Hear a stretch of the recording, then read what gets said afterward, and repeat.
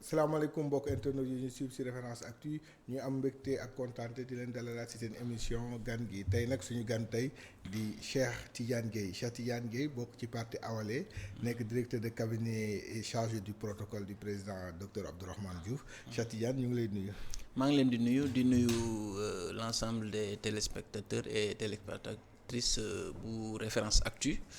di rafetlu aussi liggéey bi nga xam ne yéen a ngi koy liggéey di leen nuyu bu baax di nuyu à travers tous les Rufisquois yi nga xam ne ñu ñuy suivre fii ci Référence Actu. ñu ngi lay fay te di kontaan baax a baax nga jël ci sa temps ñëw nuyu ci ñu invitation. Cheikh Tidiane dañuy commencer ak l'actualité fraîche. C'est-à-dire depuis dimanche ba ñu yeewoo. Sénégal c'est très mal réveillé le dimanche. ak accident bu tragique boobu nga xam ne mi ngi am ci département bu Kaffrine. arrondissement bu Nibi. ban jàngat ngay am ci loolu. accident bi. ñaari bus yu mbëkkante frontalement. ban jàngat bu sentiment yi wàccee. ban jàngat nga ci am. xanaa balaa may tontu ci question bi juste profiter de l'occasion aussi pour jaale waa Sénégal yépp parce que loolu xew noonu bokk na ci accident yi gën a metti ci histoire du Sénégal parce que gis nañ fi bateau Joola gis nañ fi problème Sonacos bi gis nañ fi ay accident yu bari mais accident boo xam ne dafa concerner ay auto ay car ay bus et cetera nombre de morts boobu am si nee nañ c'est une première au Sénégal et sur ce on profite de l'occasion aussi pour jaale si waa Sénégal yépp lu mettit la te dañ koy mettitlu ñun aussi suñu président parti muy le docteur Abdourahmane Diouf bi mbir mi amee def na tweet mettitlu ko def ci une petite analyse expliquer ko daal di jaale Sénégalais yépp léegi nag ci jàngat bi day large parce que avant ñuy def jàngat sax aussi dañuy jàpp ne aussi le procureur de la République qui se trouve établi au niveau de Kaffrine aussi tijji na benn enquête là-dessus donc am na yoo xam ne peut-être ay angle d'analyse yoo xam ne duñu fa mën a àgg pour le moment mais présentement mën nañ def une petite analyse xalaat ne c'est des responsabilités partagées ñun en tant que nit aussi chauffeurs yi ay nit lañ apprentis ay nit lañ ñi liggéey ci car yi ay nit lañ ñi nga xam ne ñooy liggéey ci wàllu transport ay nit lañ am nañ ci responsabilité parce que aussi y a le respect du code de la route je sais pas si c'est respecté ou pas mais en tout cas war nañ ci defaat ay plaidoyer yu bare ay waxtaan yoo xam ne dina permettre les uns et les autres ñu xool nan la ñuy veiller au respect du code de la route de l'autre côté aussi côté état parce que gis nañ ne Sénégal on a un sérieux problème de transport loolu yàgg na fi ñëpp wax nañ ko Sénégal depuis notre indépendance jusqu'à ce jour transport nekk na suñu problème les Sénégalais éprouvent d'énormes difficultés pour déplacer wu te loolu jàpp nañ ni un pays boo xam ne dañ naan un pays émergent la loolu jaaduwul te loolu nag c'est pas une fatalité c'est pas une chose boo xam ne dañ ne lii c'est un problème qu'on ne peut pas régler ñun on a un peu voyagé un peu en Afrique gis nañ ay pays yu mel ni Maroc dépassé nañ ce cadre là parce que nit ñi investir nañ ci wàllu transport ferroviaire de telle sorte que les gens se déplacent ay 400-500 kilomètres juste pour aller travailler et revenir donc gis nañ ailleurs nit di dëkk Dakar di liggéeyee Tamba di wàccaat Dakar sans problème juste parce que état bi nga xam ne moo nekk foofu dafa investir ci wàllu train Sénégal jéemuñu prioriser les investissements ci wàllu train te jàpp nañ ne loolu mën na nekk une solution à ce genre de problème l'autre chose mooy Sénégal suñuy tali ñëpp d'accord nañ ni tali yi dafa xat tali yi baaxaay bi des na d'accord oto yi dinaa ci ñëw mais tali yi aussi état war na ci gën a góorgóorlu en matière d'investissement ñu xool tali yi nga xam ne c'est des priorités c'est des routes les plus fréquentées ñu xool nan lañ ko gën a yaatalee surtout sax yoon boobu noonu di génn jóge justement dem ci justement tali boobu c'est une route très fréquentée te puisque train bi dawul ñi nga xam ne ñoo jëm Mali jëm Tamba jëm Kédougou et cetera yoon boobu la ñuy jël et c'est une zone industrielle moo nekk foofu donc c'est une zone très fréquentée boo nekkee cim réew nag en tant que yow nga xam ne yow yaay doxal réew mi yow lañ dénk réew mi tali yu demee noonu nga xam ne c'est très fréquenté da nga fa war a yóbbu investissement defar fa ay tali yu baax defar fa ay autoroute nit ñi mën a voyager tranquillement sans problème donc côté état ñu ngi leen di ñaax encore que tali Sénégal gis nañ leen ñuy gargariser wul di expliquer ne tali def nañ lii mais accident bi wane na ni on a un sérieux problème de transport et ce problème là day wane la faiblesse ci côté investissement yi ñu def en matière de route ci surtout axes yi nga xam ne c'est très fréquenté comme l'axe Tamba. balaa maa ñëw sur les 23 mesures prises par les autorités. mais dafa am benn aspect boo xam ne dañ ko gis yéen hommes politiques yi peut-être mun nga yéen bokkoo leen ci yéen waa Awalé. ñu koy jiiñante pendant ce temps am ay familles sénégalaises yuy jooy seen i néew. mooy ñii naan concert casserole bi moo ñu ko indi ñii naan investiture bi ngeen def la veille moo ñu ko indil xëccoo boobu pendant ce temps les sénégalais ñu ngi jooy seen i doom ak seen i waajur. waaw c'est une question un peu simple man j'entrerai pas dans ce débat en tant que responsable politique aussi gis naa ay débats yu ñuy alimenter un peu si ligne Facebook beeg yooyu. Donc am na ay débats yoo xam ne man du ma si dugg mais li ma mën a xam mooy responsabilité. C'est des responsabilités partagées donc am na yoo xam ne daal d'accord yàlla moo fi nekk yàlla mooy dogal mais yow aussi da nga war a fàggandiku fexe am ay tali yu baax fexe aussi am ay oto yu baax mënuma comprendre benn bus boo xam ne dafa jóge Europe di def 50 places yow état nga autoriser nit ki mu yokk ci yeneen 30 places ça fait 80 nit ñi entassé wu si biir de telle sorte que chauffeur bi buy dawal aussi du nekk à l'aise et cetera toutes ces conditions font que nit ñi dañuy accidenté l'autre chose mooy diggante minuit jàpp 6 heures du matin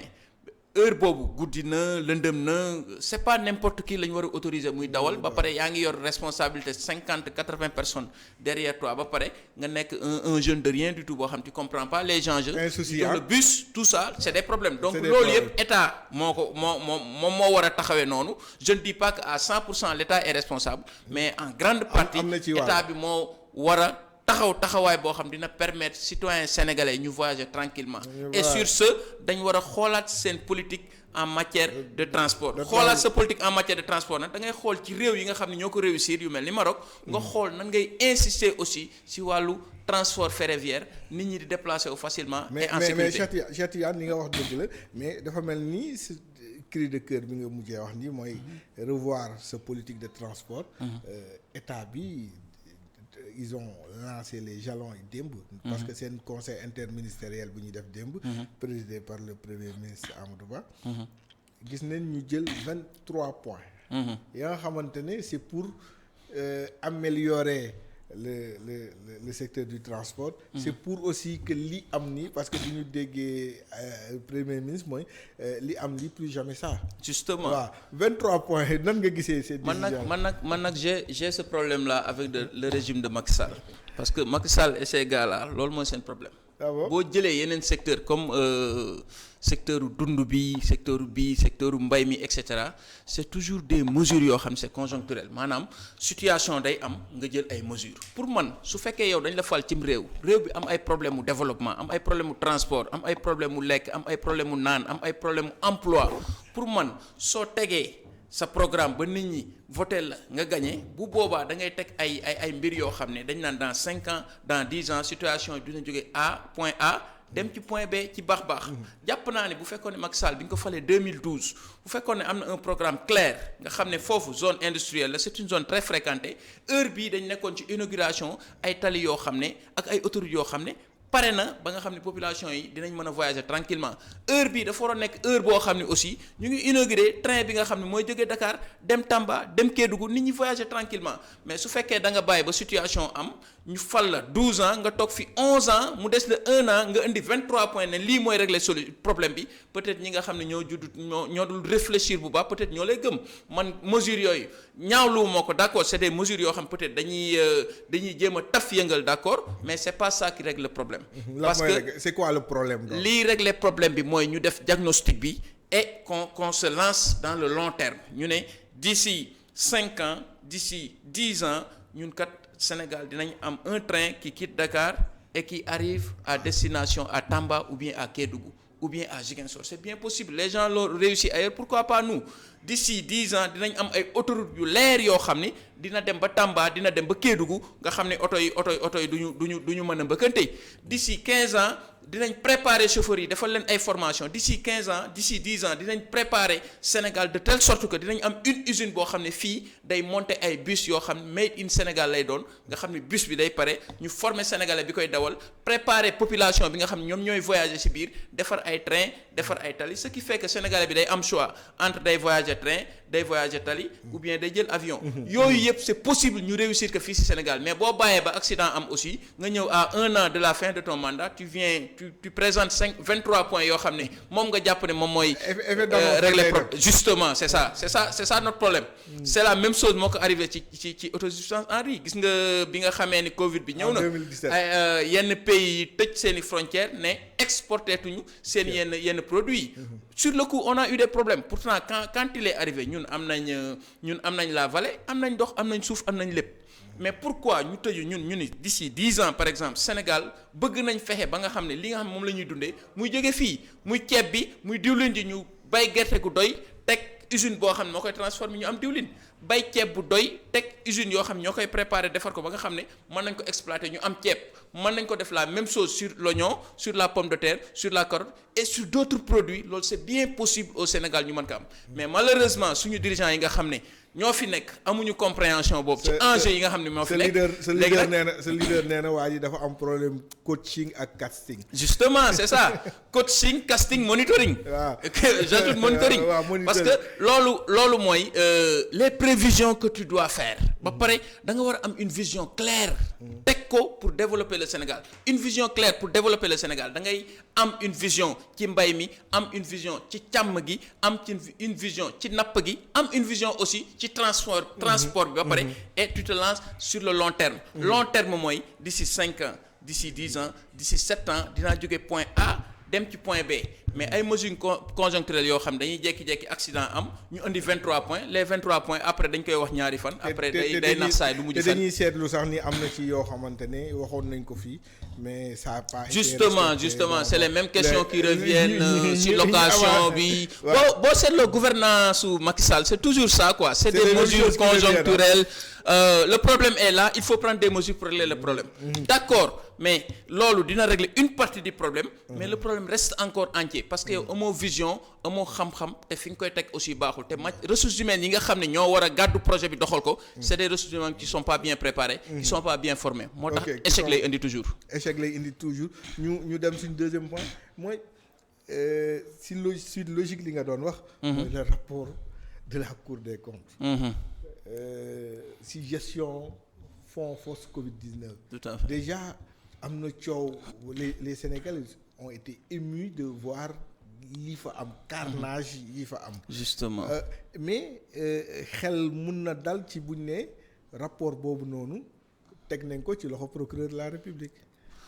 waaw rapport bi c'est un peu général man xam naa dama ciy wax de manière plus détaillée parce que rapport boobu d'accord existe na ça concerne les 1000 milliards moo xam ne moom lañ def ci Covid-19 mais le budget du Sénégal c'est en train d'être déroulé par des ministères au niveau du Sénégal la Cour des comptes fait toujours des rapports pourquoi ces rapports-là on ne les publie pas on met un point d'interrogation. Pourquoi ce rapport? Il y a un rapport yoo xam ne Cour des comptes def na ko on ne les publie pas je sais pas qu'est-ce qu'ils cherchent en publiant ce rapport-là xaw ma ndax dafa rëcc xaw ma ndax dafa fuité mais en tout cas ñoom selon leur communication ils disent que sur les 1000 milliards il y a 6 ñoo xam ne am na ay problèmes 6 milliards du lu ndaw. 6 milliards waaw am na ñu ne ëpp na ko am na ñu ne néew na ko 6 milliards yooyu bu ñu jàppee ni Sénégalais yi le Sénégalais lambda dafa joxe participation. justement mais sur ce man damay prudent parce que fi ñu toll nii puisque c'est des enquêtes lañ teg. le procureur est saisi ñu ngi xool nan la ñuy régler problème bi dama ciy prudent mais lu mu ci mën a am mooy képp koo xam ne luubal nga alalu askan wi non seulement mérité woo occuper poste de responsabilité au niveau national la deuxième chose dañ la war a traduire devant la justice parce que li nga xam ne sénégalais yi ñoo ko moom période boobu Covid bi ñu tëj ñëpp ne restez chez vous bu leen génn ñu génne 1000 milliards pour soulager les populations yow nga ciy profité di def loo xam ne day dem sa poche wala mu dem sa kër loolu jàpp nañ ne ku bëgg Sénégal du ko def koo xam ne bëgg nga Sénégal avancé du ko def te puisqu'il s'agit de hautes personnalités de l'État ñooñu dañ leen war a traduire devant les hautes juridictions ñu àtte leen su fekkee ils sont coupables ñu teg leen ci yoon su fekkee ne aussi coupable ñu laver leen bañ set wicc loolu laa ci xam.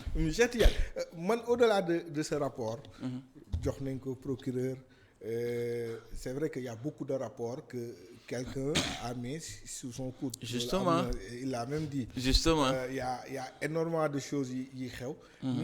La responsabilité du politique sénégalais. Par exemple, quand ils sont dans l'opposition, ils ont un discours comme bi nga am. Mais non, waruñu sàcc xaalis Sénégal. Et ce sont ces gens-là avec qui on était là en 2011, 2008, 2009, 2010. Ce sont ces gens-là qui sont au pouvoir et ñu gis gabegie bi ñu fi nekkee. Tout à fait. Est-ce que c'est pas le politicien sénégalais qui est le mal du Sénégal? Alors? Non, moi je suis pas d'accord. On ne peut pas c'est une question. Non, c'est une question. D'accord, j'ai bien écouté ton analyse, mais on ne peut pas mettre tout le monde dans le même sac. Ça c'est vrai aussi. Man li ma jàpp mooy Sénégal am na ñoo xam ne ils sont imbus de bonnes valeurs. am nañ bëgg-bëgg am nañ amour ci Sénégal bëgg nañ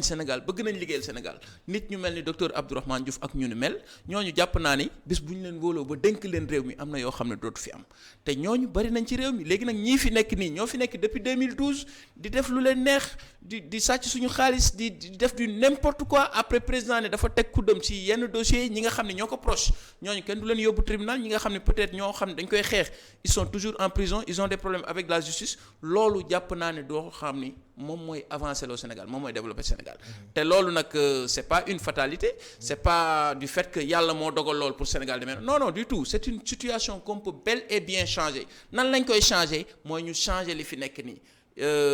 li ko dese 13 ou 14 mois la. 11 mois moo ko fi dese. donc bu paree mu dem toog su demee toog ñu teg fi beneen président de la République di ñaan yàlla mu nekk docteur Abdourahmane Diouf. un Rufisquois. dinañ ci ñëw mais mon problème mooy xam nga boo fekkee daaw. fekkee ren. ñi waxoon daaw. am position ren. ñeneen ñëwaat ren di la wax. presque les mêmes discours.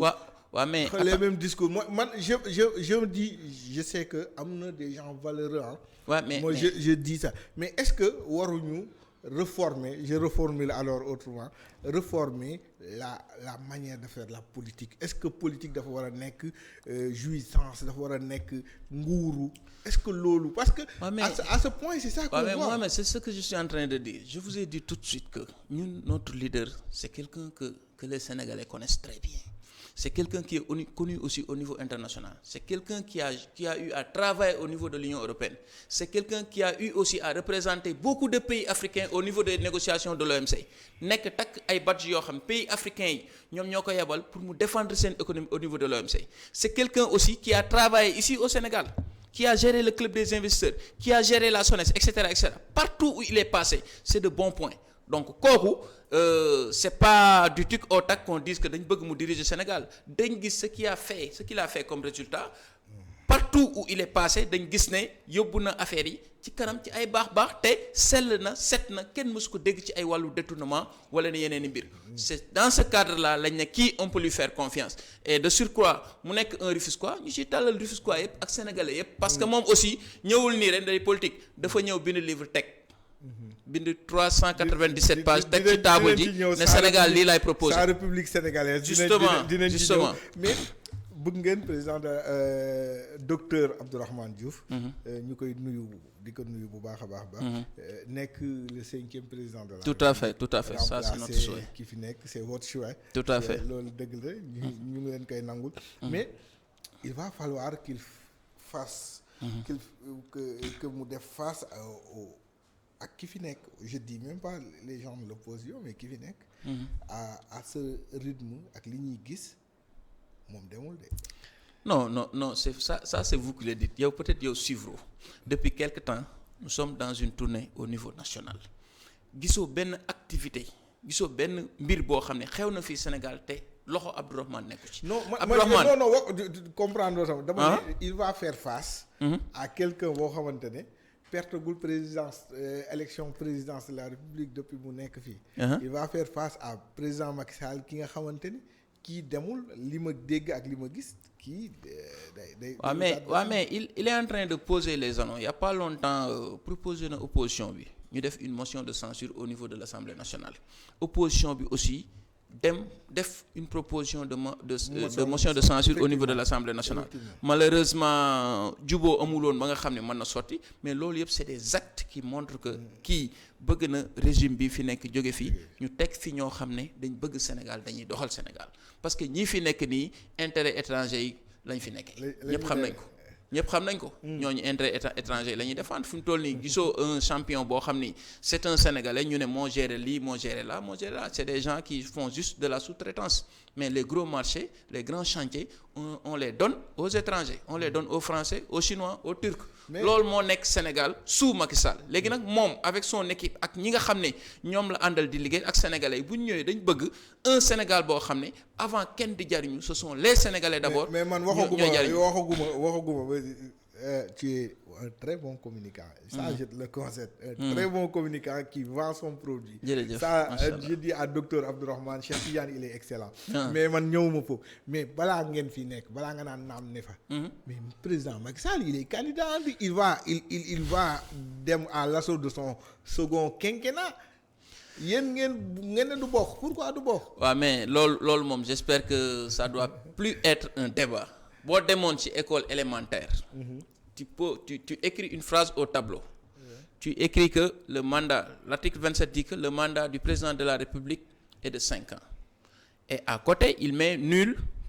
je répète ça 3 fois comme le fait le ministre de la Justice parce que moom aussi kenn xamul ban façon nit la ndax jàngalekat la am déet parce que man jàngalekat la bëgguma wax lii samay élèves tey bëgguma wax lii ñi nga xam ne ñoom laay jàngal tey ñu gis ko tey ëllëg moo wax leen lu waroo ak loolu jàngalekat du ko mel on est très désolé gis un professeur qui se comporte de la sorte nul ne peut faire plus de 2 mandats consécutifs loolu la article bi wax loolu c'est clair c'est limpide c'est juste un problème de français il y a pas interprétation dégg naa ko mu ne les textes de droit ne sont jamais clairs loolu vraiment gàcce la pour man ci ministre mu wax ko. dégg naa ko parce aussi que toujours tribunal mu ngi joxe ay décisions. le ministre de la justice ñu cité ko Ismaïla Madior. nee na ce n'est plus un problème de droit. c'est un problème politique. waaw mais xam nga le problème c'est quoi. c'est le respect de la parole donnée. c'est le président de la République lui-même qui parle mu ne man def naa sama premier mandat. mais sama deuxième mandat waaw mais d'accord mais attention gis nga Sénégal dama lay wax rek suñu histoire gis nga kaddu. daf fi am solo man jàpp naa ne xalif généraux yi sax dinañ ko toog ak moom wax ak moom gis nga kaddu gis nga nit bu fekkee sa kaddu rëcc na la dara desatu fa su waxee ne maa ngi sama premier mandat maa ngi leen di laaj deuxième mandat su ma ko amee jeexal naa daal di dem ñu ne déet mu bind livre def ko ci livre bi daal di ko ci bind ne maa ngi sama premier mandat deuxième mandat moom laay xëccu nii su ma ko amee daal di dem xam nga wax na ko bind na ko loolu jàpp naa ne rien que bu fekkee moom jullit la bu fekkee ne moom day julli dafa respecté dafa gëm yonent bi sallallahu alayhi wa sallam warul wor ay kàddoom. parce que waxuma sax ministre bi mais président de la République laa wax. bu la déggee yow lu tax du nekk candidat yow tu évoques plus l'aspect moral. non dans tous les plans dans tous les angles il est éliminé sur l'angle juridique il est éliminé nul ne peut faire plus de 2 mandats consécutifs moralement dafa war a respecter kàddoom. dafa war a respecter li mu bind te esprit loi bi sax lan moo ko indi lan moo tax ñuy wax ay nul ne peut faire 2 mandats et cetera parce que la question des mandats a été une polémique toujours au Sénégal daf ñu mës a indil ay problèmes su Wade Macky Sall bokkoon ci ñi nga xam ne ñoo doon fanaan place de l'Obélisque di xeex loolu tey bu ñëwee ba nga xam ne yaa xayti moom moo fi nekk mu war a doxal loolu wax dëgg neex yàlla mu bëgg a indiwaat le même problème bi nga xam ne moo taxoon sax nit ñi voté constitution 2016 loolu gàcce la ci Sénégal te jàpp naa ne suñ borom dina leen gindi ndax ñoom dañoo réer Ismaïla Madior Fallo Macky Sall ak ñu àndal dañoo réer totalement ils se sont totalement égarés et c'est des gens yoo xam ne dañ leen war a dimbali xettali leen pour les faire revenir sur le droit chemin. ok Cheikh Tidiane maintenant yéen. Vous êtes dans l'opposition. Vous vous opposez et on a vu votre leader firndeel ko ci anam yu bëri. Qu'est-ce que vous comptez faire? Parce que du nekk candidat rek dafa yomb qu'est-ce que vous comptez faire? Mais qu'il ne puisse pas sax xalaat déposer candidature. Qui ça, Macky Sall? Non, ce qu'on compte faire, c'est ce que l'opposition compte faire. Nous voulons pas faire cavalier seul. Nous en appelons même à la coalition Yewwi Askan Wi, à tous les autres opposants ñu dajaloo ñun ñëpp nekk benn parler d'un seul bloc def benn bloc boo xam ne on fera face à Macky Sall et à son régime parce que aussi fii Ablaye Wade jaar na fii mais lii nii Macky Sall waxuma Macky Sall ko bëgg sax parce que moom waxagul loolu la bëgg mais ay nitam ñoo koy ruumandaat pour jéem ko ci pousser mu dugg ci loolu opposition bi aussi dina dajaloo donc nekk benn xeex jàkkaarloog moom lu mu laaj aussi ñu def ko ci ba nga xam ne troisième mandat du fi am. troisième mandat du fi am mais yéen aussi c'est un vœu pieux li ngay wax nii c'est un vœu pieux. tout à fait ne opposition bi daje mais concrètement gis naa ni ngeen teg ay symposium semaine passée pour waxtaanee ko ak ay professeurs yu bari éminent professeur mun naa ci tout à fait professeur Doudou Ndoye mais est-ce que loolu rek doy na pour dissuader non loolu rek doyul déggoo li ma la wax ñun en collaboration avec l'opposition on va faire tout ce que la loi nous autorise pour contrer le troisième mandat ci biir loolu nag symposium mu ngi fi ay tournée de sensibilisation mu ngi fi ay rassemblement mu ngi fi ay marche mu ngi fi lépp loo xam ne constitution may nañu ko dinañ ko def pour que troisième mandat du fi am te dinañ dem aussi ci chefs religieux yi gën a waxtaan ak ñoom gën leen xamal ne vous avez une responsabilité sur cette question là pour l'avenir de notre pays ngeen toog ak président Macky Sall fàttali ko ay kàddoom yi nga xam ne moom la doon wax te jàpp naa ne góor aussi buñ la fàttalee sa kàddu xanaa sa yaram dina daw bu fekkee jullit nga fexe ba nga la nga waxoon démb ak la nga wax tey mu bañ a waroo justement ñu fàttali Cheikh Tidiane Gueye bokk ci parti Awalé nga bokk parti Awalé bi nga xamante ne docteur Abdourahmane Diouf moo ko jiite. dëkk Tëngéej. di doomu Tëngéej di quelqu'un un éminent intellectuel sénégalais. tout à fait Awalé mi ngi soog a am at. alors Awalé justement mu ngi soog a am at mi ngi soog a am at. justement c'est un parti mais Awalé c'est un nouveau parti ou c'est un parti parmi les partis qu'est-ce qui va différencier Awalé aux autres partis qu'est-ce qui les différencie? non yow je sais que question bi may posé nii xam nga réponse parce que non justement xoolal depuis quelque temps xam nga ne le débat fi mu toll nii Awalé moo koy posé la question sur le troisième mandat Awalé moo ko posé sur la table nit ñi di si discuter avec d'éminents professeurs et des juristes des économistes ay anthropologues ay kilifa yoo xam ne xam nañ ci histoire du Sénégal yu bari ñu indi leen ñu discuter autour du troisième mandat et de manière démocratique ay xam-xam yu bari génn fi et en général là-bas le résumé là-bas qui est sorti de ces débats là mooy président de la République amul droit def troisième mandat le débat sur le patriotisme économique ñun ñoo ko fi teg ñu ne ñun kat sénégalais bi moo ñu gënal étranger on n'a rien contre les étrangers mais dañ jàpp ne bu fekkee ne nag bi taxaw ne li gën a duuf ci nag bi nañ ko jox sénégalais yi bu amee yu des ñu door ko jox étranger yi loolu ñun ñoo ko fi indi les solidarités sociales ñun ñoo ko fi wax ñun ñoo ne Sénégal ni mu tëddee nii ni mu organisé woo nii pauvreté bi ak socialement les Sénégalais sont très peinés ils ont des problèmes sur le plan social te loolu nag boo gisee mu am c'est que socialement on n'est pas bien organisé mën nañ am une organisation sociale boo xam ne ñi gën a am xaalis dañuy cotiser ñu organiser ko ba nga xam ne ñi faible xaalis boobu la ñuy jël di leen ci dimbali et vice versa donc loolu c'est des systèmes yoo xam ne teg nañ ko sur la table nit ñi di ci waxtaan di ci débattre à chaque fois problème mu doomu daara yi aussi ñun ñoo ko fi indi gis naa waa APR ak président de la République les angles morts de la République justement les angles morts les oubliés de la République les artisans ñu ngi fi boo gisee cordonniers yi boo gisee soudeurs yi boo gisee maçons yi et cetera ñoom ils vivent à justement ñooñu République bi gisuñu ci seen bopp gis nga dama la jox exemple les 1000 milliards de force Covid boo jëloon un cordonnier nga ne ko yow qu'est-ce que l'État a prévu sur les 1000 milliards de force Covid danaan la man jotuma dërëm pourtant moom ci République bi la bokk et à côté gis nañ benn chef d'entreprise ñu jox ko 1 million wala 2 millions nekk État moo la dimbalee nii ndax Covid bi gis nañ benn nit boo xam dafa ibbi benn école privée école bi xaw a tëj ñu ñëw nekk État bi moo la dimbalee lii parce que Covid bee tax mais borom daara bi nekk à côté État joxu ko dara. ñooñu ils vivent à côté de la République. C'est la même chose mooy cordonniers yi mooy maçon yi mooy tailleurs yi tous ces gens là État gisu leen ñun nag on veut une république boo xam ne ñooñu dañuy bokk ci république bi État bi daf leen reconnaître ñu organiser que de telle sorte que lépp loo xam ne État bi teg na ko comme budget muy maçon bi muy soudeur bi muy tailleur bi muy cordonnier bi et cetera ñoom corps d'artisan yëpp dañ ciy gis seen bopp loolu nag depuis quelque temps on a porté le débat au niveau central ñu gis ne état bi mu ngi des fois jël suñuy idée di ko jéem a kii à travers daare kii yeeg yooyu di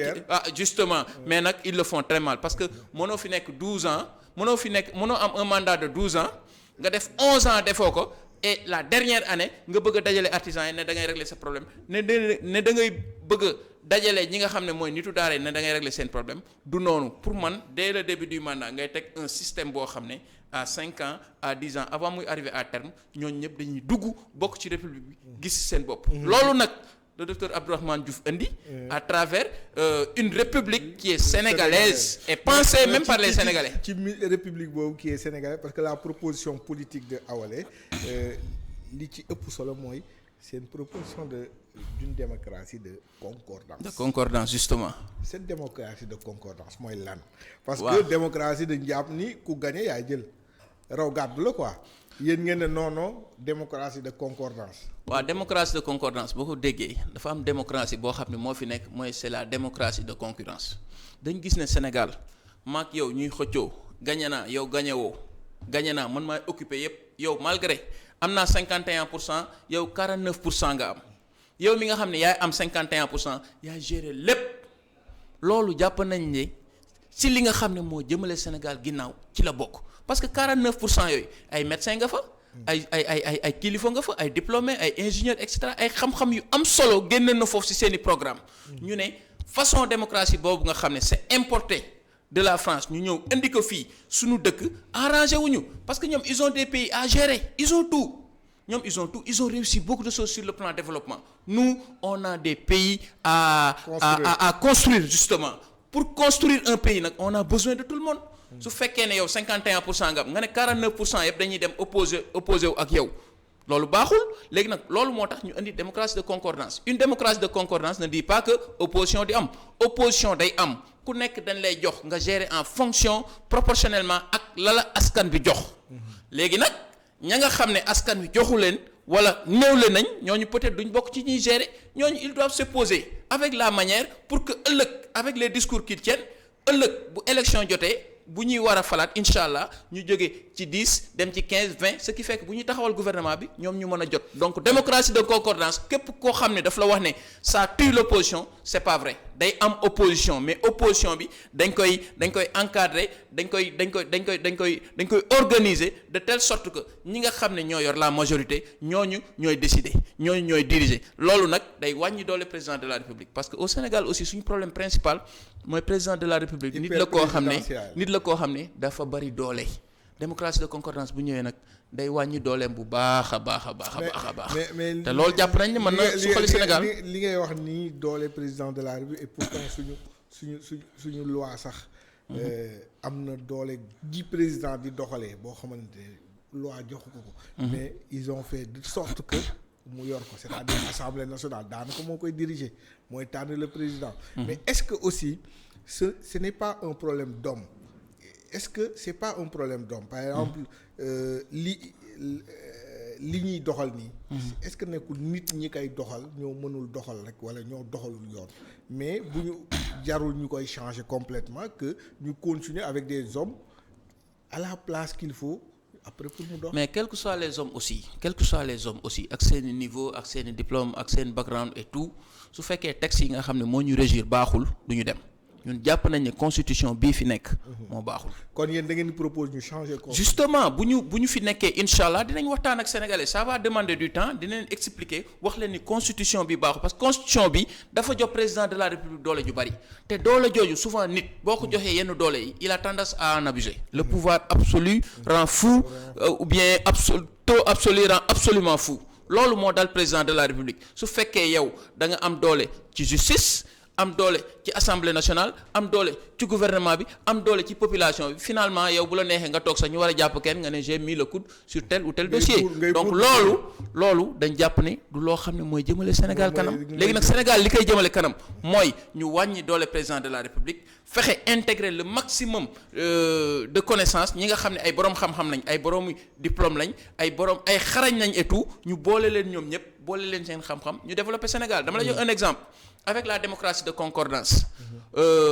système la boo xam ne bu ñu ko tegoon fi mu toll nii les directions au niveau national les directions Sénélec et cetera direction yooyu ce n'est plus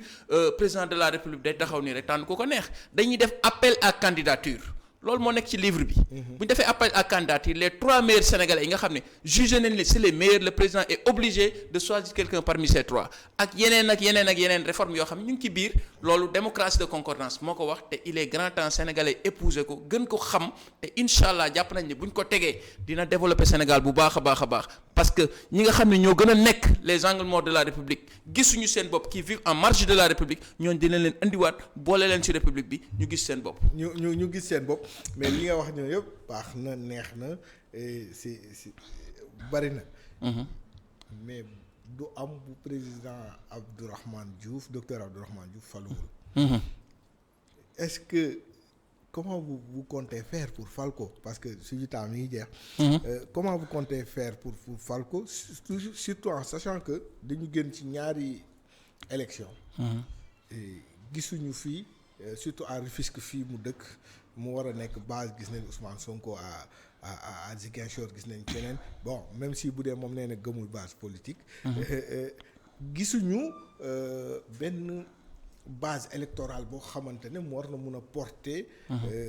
docteur Abdourahmane Diouf à la magistrature suprême est-ce que yéen a ngi liggéey ci loolu. waaw damay corriger lu ndaw rek moom waxul gëmul base politique. ku bëgg Tëngéej la. juddoo Tëngéej yaroo Tëngéej non attends man waxuma moom comme gëmul base politique c'est-à-dire nit ñi di forcer nit ne homme politique de base am moo koy fal moom il pense je l'ai entendu dire que ni l'essentiel c'est d'avoir un discours justement nga bëgg sa réew nga am loo proposé tu peux pas venir comme ça les mains vides ba pare ne fal leen ma moom bu mu ñëwee il est venu avec un projet avec un discours boo xam ne jàpp nañ ne bu ko dérouler comme il le faut Rufisquois mën nañ ko épouser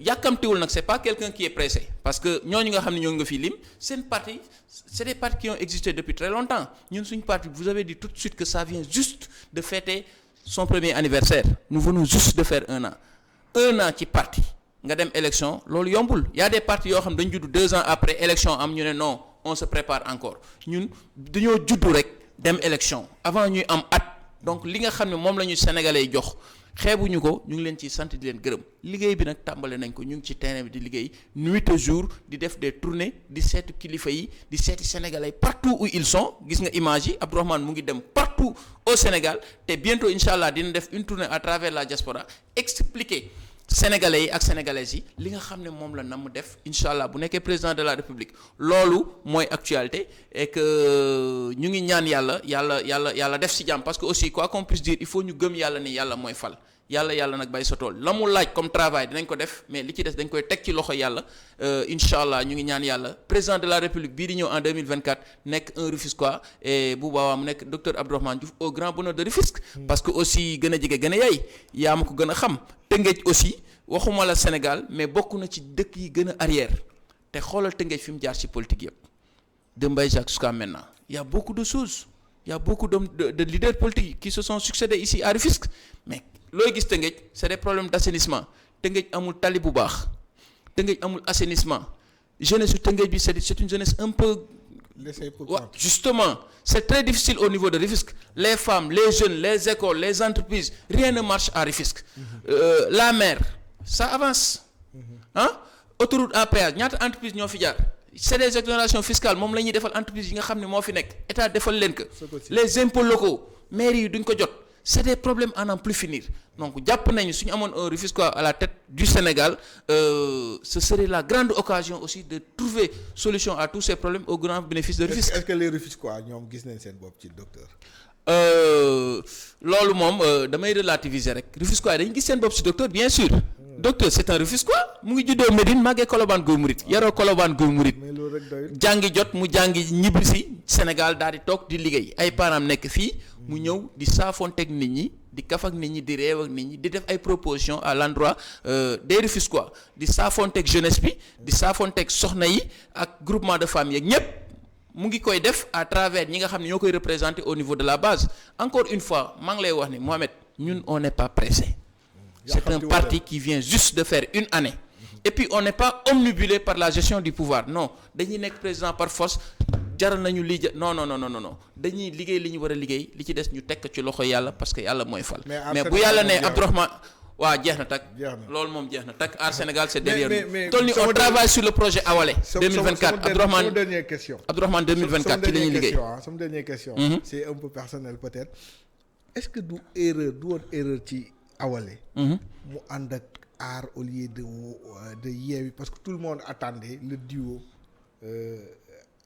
Ousmane Sonko docteur Abdourahmane Diouf tout le monde l'attendait mais à la surprise générale ñu gis mu ànd ak gis nañ les résultats yu ci génn. waaw mais xam nga Yewwi il faut comprendre que c'est bien avant les législatives. Nous notre parti est né après les élections locales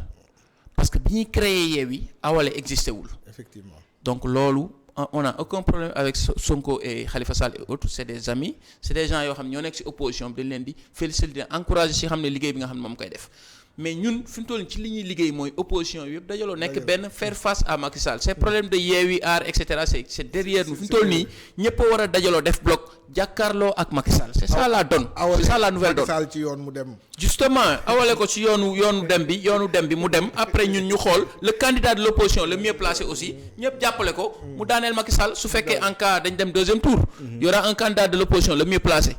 ñu jàppale ko mu daaneel Macky Sall te di ñaan yàlla mu nekk docteur Abdourahmane Diouf. incha allah yàlla baax na. yàlla ko kenn daal. incha allah Cheikh Tidiane. waaw kontaan naa loolu dalal la. ñoo la gën a kontaan jërëjëf j'ai aimé le discours la discussion. tout à fait j'ai aimé. bàyyi la nga tàggoo. Émission bi dafa gaaw vraiment on a beaucoup aimé et c'était très jovial vraiment donc ñu ngi sant di gërëm tous les auditeurs et auditrices de téléspectateurs du moins et téléspectatrices de Référence Actu di nuyu aussi borom kër gi mooy Mame Dior Diasaka c'est un grand frère donc c'est quelqu'un qu'on suit un peu sur net beeg yooyu donc nit la koo xam ne gis nañ ne bëgg na Tëngéej et puis c'est un conseil municipal ñu koy saluer au passage di nuyu aussi équipe bi nga xam ne moom lañ fekk fii c'est des gens bien et qui nous ont bien entretenus donc ñu ngi sant ñëpp di gërëm ñëpp di yàkkamti aussi ñëwaat fii vers d'autres débats aussi partager ko ak yéen ay plateaux yu am solo merci beaucoup inchallah ça sera un plaisir jërëjëf dala daan la fii dala daan la ñu waxtaan parce que lii moo am solo bu ñuy wax ci xam-xam ñuy wax ci dal ci yar et Cheikh Ahmed Tidiane wax dëgg fa yàlla la discussion a été belle merci beaucoup kontaan ci baax dalal suñu plateau di leen ñaanal seen parti bi li ngeen fi ngeen ko bëgg a yóbbu yàlla yóbbale ko fa mbokk internet yi mu nekkoon suñu gan Cheikh Tidiane Gueye bokk parti Awalé di directeur de cabinet chargé du protocole du président docteur Abdourahmane Diouf président parti Awalé ñu leen di dig daje beneen jotaay ak beneen gan. Merci.